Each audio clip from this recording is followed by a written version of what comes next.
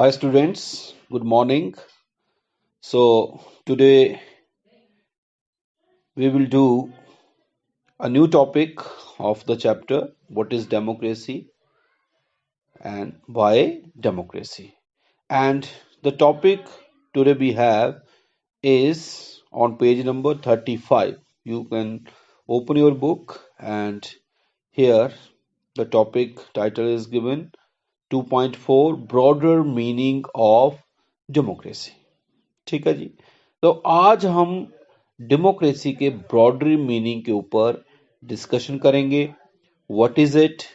तो ये डिस्कशंस को एक अच्छे प्रकार से अंडरस्टैंड करने के लिए I request you please you you take your pen paper और कुछ मैं पॉइंट्स यहाँ पे डिस्कस करूंगा, वो आप अपनी कॉपी पे लिख भी लें और अच्छे प्रकार से सारी डिस्कशन को समझें, क्योंकि ये समझने का है। Democracy, what is democracy? अभी तक जो हमने चर्चा की है चैप्टर में, डेमोक्रेसी क्या है, उसके फीचर्स क्या हैं, कुछ स्पेसिफिक स्टोरीज के ऊपर हमने चर्चा की, उनके बारे में जाना और फिर फीचर्स को एज ए कंक्लूजन हमने देखा कि डेमोक्रेसी के अंदर क्या चीज एक होनी चाहिए, एक मिनिमम कंडीशंस क्या हैं जिससे जिस कारण हम किसी भी देश की व्यवस्था को डेमोक्रेसी के अनुरूप कह सकते हैं या हम वहां उसको उसे डेमोक्रेसी जिसे कहा जा सकता है। ठीक है जी। तो उन फीचर्स की बात की, फिर हमने आर्गुमेंट अगेंस्ट मतलब डिसएडवांटेज डिमेरिट्स क्या हैं, इसी सिस्टम में क्या देखने को मिलता है, फिर आर्गुमेंट्स फॉर डेमोक्रेसी की बात की। तो अभी तक ये चर्चा हमारी हो चुकी है सारे चैप्टर में और आज हम इसके कुछ ब्रॉडर मीनिंग के ऊपर जो है वो चर्चा करने जा रहे हैं। ठीक है जी। तो इसके ऊपर आने के लिए मैंने आपको कहा है कि आप अपना पेन पेपर लीजिए और सबसे पहला पॉइंट जो मैं आपको दे रहा हूं वो आप लिख लीजिए। लिखिए आप, evolution of democracy, EVOLUTION, evolution of democracy, hyphen लगा के लिख लीजिए रिप्रेजेंटेटिव डेमोक्रेसी। ठीक है। और दूसरा पॉइंट आप लिखिए फिलहाल, why representative democracy is necessary. Why representative democracy is necessary. अब इसी में why representative democracy is necessary में पहला पॉइंट आप लिखिए, ए लिख लो या कुछ भी करके लिखिए आप, लार्ज नंबर ऑफ पीपल, आगे लिख लीजिए उसके हाइफन लगा के, practically impossible to include all in decision making. ठीक है। फिलहाल आप लिखिए, आपको भी ये अच्छे समझ आ जाएगा। और दूसरा पॉइंट दीजिए आप इसमें, why representative democracy is necessary में, people do not have the time comma desire और the skills to take decisions. ठीक है जी। तो ये आपने लिख लिया। अब अपने अब मेरे को आप ध्यान से सुनिए, ये मैंने क्या लिखवाया है इसको आप अंडरस्टैंड कीजिएगा। ठीक है जी। तो बेटा हम ब्रॉडर मीनिंग ऑफ डेमोक्रेसी के ऊपर बात करने जा रहे हैं। ठीक। और जैसे कि मैंने आपको पहले ब्रॉडर मीनिंग ऑफ डेमोक्रेसी में सबसे पहले हम बात करेंगे इवोल्यूशन ऑफ डेमोक्रेसी और उसमें हाइफन लगा के आपने लिखना रिप्रेजेंटेटिव डेमोक्रेसी। देखिए ये डेमोक्रेसी आज हमारे देश में हम इस सिस्टम में रह रहे हैं, लोकतांत्रिक व्यवस्था में रह रहे हैं। विश्व के अंदर हम इस सिस्टम को देख रहे हैं, बहुत सारे कंट्री आज ऑप्ट किए हुए हैं इस सिस्टम को, लेकिन इसका जो इवोल्यूशन है वो एक सा नहीं रहा। ठीक है। इसके लिए संघर्ष हुए, व्यवस्थाएं ऐसी नहीं थी। ठीक है। राजतंत्र थे, मोनार्की जिसको हम कहते थे, मोनार्कियल फॉर्म, राजा लोग जो थे रूल करते थे। फिर व्यवस्थाएं हटी। ठीक है जी। बीच में डिक्टेटरशिप भी आई और आज लोग जो जिसको प्रेफरेंस दे रहे हैं उसको हम कह रहे हैं रिप्रेजेंटेटिव डेमोक्रेसी, जिसका अर्थ है कि जहां पर लोग जो हैं अपने रूलर्स को स्वयं चुनते हैं और वो रूलर्स जो है वो उनके बिहाफ पे उनको रिप्रेजेंट करता है, उनके लिए काम करता है। ठीक है जी। तो ये व्यवस्था हम देखते हैं। तो इसका एवोल्यूशन जो हुआ वो समय के अनुसार जो है इसके स्वरूप बदलते रहे, व्यवस्थाएं बदली, हालांकि डेमोक्रेसी भी आई। विभिन्न देशों में अगर हम देखें तो उनके इतिहास अलग हैं, लेकिन जैसे मैं आपको एग्जांपल दूं कि डेमोक्रेसी के अंदर ही चुनने के लिए जो है वो अलग कंडीशंस हो गई। जो है चुनने का अधिकार सिर्फ पुरुषों तक सीमित रहा, फिर धीरे धीरे वो महिलाओं को मिला। ठीक है ना। तो इसके बहुत सारे, न्यूजीलैंड ने जो है वो राइट टू वोट दिया था सबसे पहले, फिर अमेरिका, ब्रिटेन, इस प्रकार से आप देख सकते हैं कि अलग अलग समय पे जो है, भारत तो 1947 में आजाद हुआ।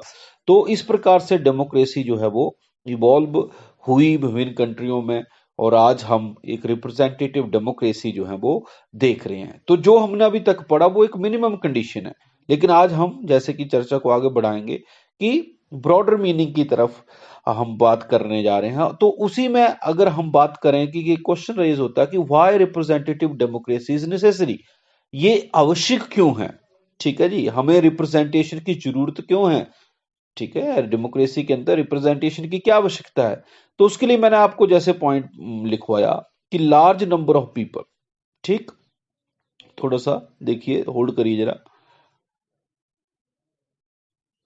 तो लार्ज नंबर ऑफ पीपल का यहाँ पर मतलब ये है कि रिप्रेजेंटेटिव डेमोक्रेसी की आवश्यकता इसलिए होती है क्योंकि एक देश में बहुत सारे लोग जो हैं वो रहते हैं, और लार्ज नंबर ऑफ पीपल होने के कारण जो है practically impossible to include all in decision making. तो सभी लोगों को डिसीजन मेकिंग में लाना या बैठकर कोई डिसीजन लेना जो है इतने बड़े देशों में इम्पॉसिबल हो जाता है, इसलिए एक रिप्रेजेंटेटिव डेमोक्रेसी की आवश्यकता पड़ती है।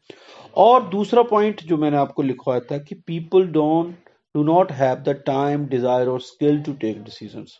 और बहुत सारे लोग ऐसे होते हैं जिनके पास ना तो इन कामों के लिए समय होता है, ना उनकी कोई इच्छा होती है, या कईयों के पास इतना स्किल नहीं होता है। सभी बराबर तो है नहीं, सभी पढ़े लिखे तो है नहीं, या सबके पास उतना एक्सपीरियंस नहीं होता, वो स्किल नहीं होता है कि वो कोई डिसीजन ले सके। तो ये सारी बातें हैं जिसके बिहाफ पे हम ये कह सकते हैं कि एक रिप्रेजेंटेटिव डेमोक्रेसी की आवश्यकता है। अब अगला पॉइंट आप लिखिए, डेमोक्रेसी वर्सेस गुड डेमोक्रेसी। ठीक है जी। और इसमें एक पॉइंट लिखिए आप, consultation and consent, CONSENT of all those who are affected by that decisions. अगर आपको लग रहा है कि फास्ट हूं, पॉज करके आप फिर से सुन लीजिए और लिखिए, consultation and consent of all those who are affected by that decisions. और अगला पॉइंट, फोर्थ पॉइंट मेन में लिख लो आप, no country is perfect democracy, hyphen लगा के लिखिए, be the people make it.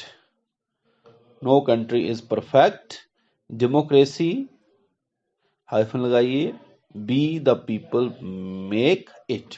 Okay, अब थर्ड पॉइंट पे आइए, डेमोक्रेसी वर्सेस गुड डेमोक्रेसी। देखिए डेमोक्रेसी क्या है, उसके क्या फीचर्स होने चाहिए, वो तो हमने पढ़ा।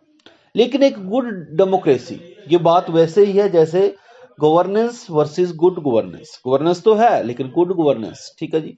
तो डेमोक्रेसी के अंदर भी बहुत सारी जो गुड डेमोक्रेसी में बहुत सारी बातें आती हैं। ठीक है। और उसमें सबसे इंपॉर्टेंट क्या है, कंसल्टेशन एंड कंसेंट। सबको कंसल्ट करना, सबसे कंसल्ट करना, परामर्श करना, सहमति लेना, उन सभी से जो उस डिसीजन मेकिंग से क्या होंगे, अफेक्ट होंगे। ठीक है जी। तो अब जाहिर सी बात है बहुत सारे इश्यूज हैं।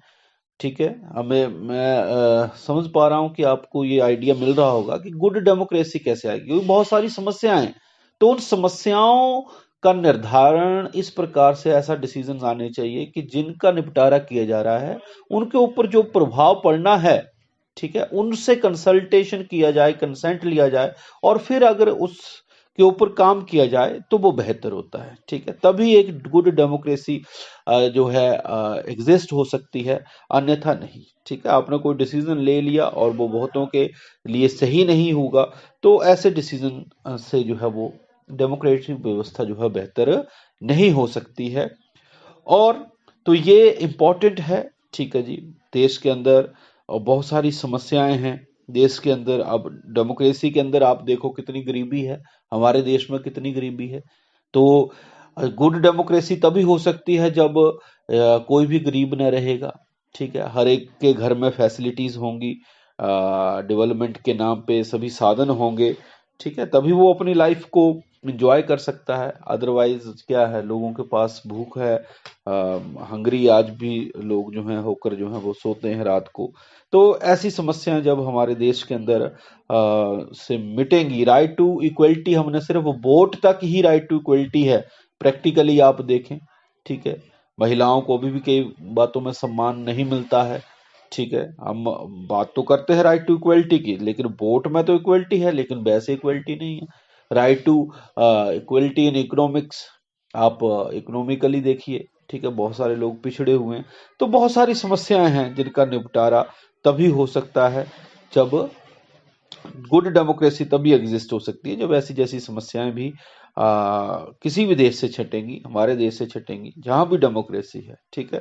क्योंकि बहुत देश बड़े होते हैं, समस्याएं बहुत सारे लोगों की हैं, लेकिन उन समस्याओं को अकोमोडेट करने के साथ साथ उनका निर्धारण, उनकी समस्या का समाधान होना जरूरी है। तभी एक गुड डेमोक्रेसी जो है वो एग्जिस्ट होती हुई हम देख सकते हैं या हम कह सकते हैं। अगला जो पॉइंट है हमारा, जो लास्ट पॉइंट है, जो हमने अपनी तक पूरा जो डिस्कशन किया है उनमें हमने बोला कि no country is perfect democracy. किसी भी कंट्री को अगर हम आज की डेट में देखते हैं, आंकते हैं, विश्लेषण करते हैं उसका, तो हम ये पाते हैं कि कोई भी कंट्री जो है एक परफेक्ट डेमोक्रेसी उसमें देखने को नहीं मिलती है। समस्याएं जैसे कि मैंने बताया आपको, हर देश में समस्या है, हर देश में ऊंच नीच है, आगे पीछे है, डेवलपमेंट के नाम पे बहुत कुछ होना है, ठीक है। सरकारों के डिसीजंस भी ऐसे देखने को मिलते हैं जो सबके साथ लेकर नहीं चलते हैं, ठीक है। तो ये ऐसी समस्याएं हैं जो हमारे को इस कंक्लूजन पे लेकर आते हैं कि no country is perfect democracy. और इसमें मैंने आपको आगे पॉइंट लिखवाया कि be the people make it. अब इसको परफेक्ट कौन कर सकता है? बी द पीपल, बहुत इंपॉर्टेंट लाइन है, be the people make it. ये हम लोग हैं जो इस सिस्टम को बेहतर बना सकते हैं। अगर हमारे देश के अंदर कोई बेहतरी करने होने का गुंजाइश अगर किसी के पास है, तो वो कौन किसके पास है? लोगों के पास, वहां के सिटीजन्स के पास, ठीक है जी। चाहे हम हैं, चाहे वो कोई भी देश है। हमने डिसएडवांटेजेस को भी जाना, हमने एडवांटेजेस को भी जाना, दोनों को परखते हुए हमारे को ऐसे कार्य करने हैं जो समाज की भलाई के लिए हो, देश की भलाई के लिए हो। और उन काम को कोई भी सरकार नहीं कर सकती है। रूल बना देने से, रूल की इम्प्लीमेंटेशन कर देने से व्यवस्थाएं सही नहीं हो सकती हैं जब तक वहां के लोग उस व्यवस्था को में सहयोगी नहीं होते हैं, ठीक है। तो लोगों के सहयोग से ही सब कुछ संभव है।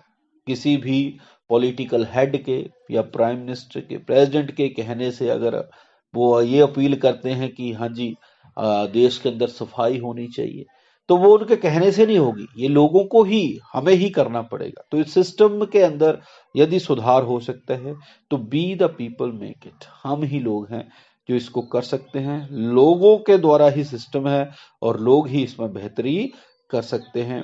तो आई होप ये सारी अंडरस्टैंडिंग आपको जो है वो टॉपिक से रिलेटेड हुई होगी।